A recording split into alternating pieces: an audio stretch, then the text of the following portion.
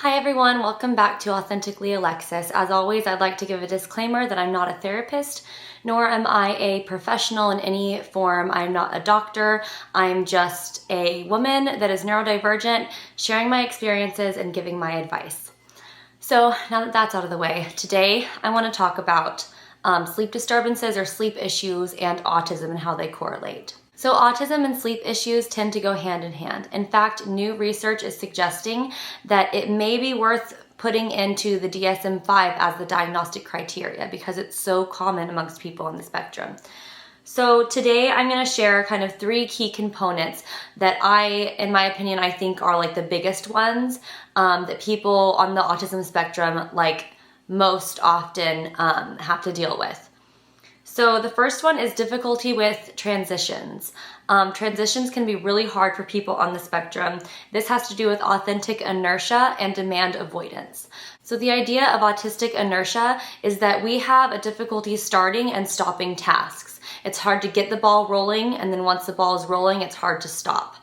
So getting to bed, there's a lot of transitions that are happening. There's a lot of physical, mental, things that are changing, so starting the wind down process can be quite hard for us. A lot of times that is our time to process what has happened throughout our day. Our minds can be going a million miles a minute and it's really hard to shut that down. So in the next video, I think I want to go into some remedies that can kind of help combat these symptoms. The second thing that I'd like to talk about is sensory overwhelm. So people on the spectrum are much more prone to being hyper aware of the input that our brains receive through our senses. So touch, taste, sight, smell, and hearing.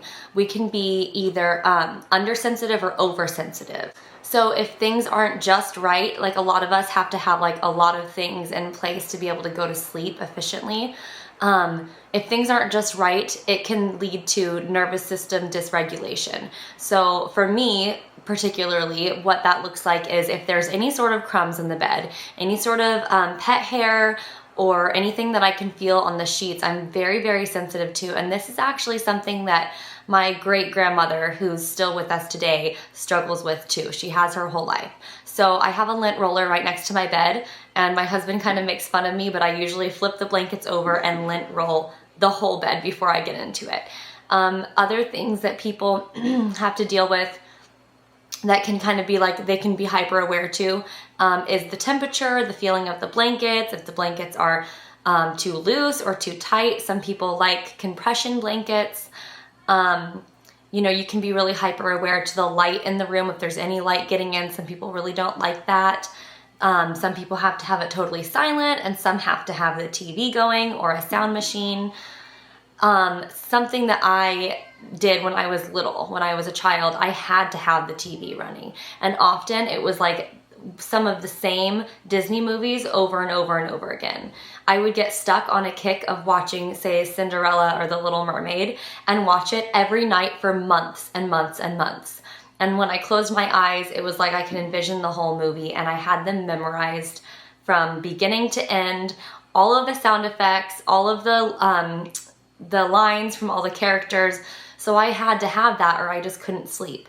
Now things have changed and I pretty much need it to be quiet to sleep. I think it's really interesting to look back on my younger self and look at the things that I exhibited, and with the understanding that a lot of people didn't understand what autism looked like in girls specifically, especially well-behaved girls that seemed to just be like a little bit quirky or weird or funny. Yeah. But I think I forgot to mention in my first video, when I kind of told a little bit of my backstory, that when I got my ADHD diagnosis, which I believe was around second grade, the therapist or the psychologist that was doing these assessments on me, she wasn't actually qualified to diagnose autism. And in my file, she put an undisclosed learning disability, which I thought was really interesting because autism isn't a learning disability. It's a neurological developmental disability. However, because she wasn't equipped to identify individuals with autism, I wonder if some of my traits are what she kind of picked up on, but she just didn't know what it was. So if things don't feel just right for us, if we get our bedtime routine messed up, or we're in a new environment, it can really feel, that nervous system dysregulation can really feel like you have one foot on the brakes and one foot on the gas at the same time. And that's due to the, it has something to do with the parasympathetic and the sympathetic nervous system. One acts like the gas and one acts like the brakes. So it can be really upsetting when you're tired and you're trying to get to sleep and you just feel like you can't stop the ball from rolling, right? Because of the autistic inertia. It's hard to start and stop tasks. And then when the nervous system is dysregulated, it can be a big challenge. And kind of what goes along with that is sensory processing. So we can tend to really replay scenarios in our head. Like say you had an interaction with someone, or you read something at some point during the day. Any sort of thing that your brain needs to process, sometimes it's really delayed for people on the spectrum. So at night, it's really hard for us to shut down our brains sometimes, because we're using that time where we feel safe and we have quiet and peace in our beds to process the happenings of the day, if that makes sense. And the third and final sleep disturbance I'd like to talk about is co-occurring conditions. So these, if you have autism, I spoke about this in the last video, it can be really common to have co-occurring conditions. It's very rare that you just have like one of these things. So co-occurring conditions can be things like insomnia, which is just the general difficulty falling or staying asleep. It could be OCD, PTSD, or other physical ailments such as gastrointestinal issues are really common. I don't really suffer from that, but I know a lot of people on the spectrum that do. And then another thing can be restless leg syndrome. It can really just be any other co-occurring health or mental issues. I had restless leg syndrome in pregnancy, and it was pretty much isolated to pregnancy, but after my last pregnancy, when I experienced that, I do still have it every now and then. It's just not to the extreme as it was before. Also, we can be suffering from pain or inflammation and just being kind of hypersensitive to pain for some, that can contribute to having health issues or having sleep issues as well. So that's it. Those are the three most common sleep disturbances that people on the autism spectrum can have to deal with. There's definitely more, but I think those are the three key ones that a lot of us struggle with.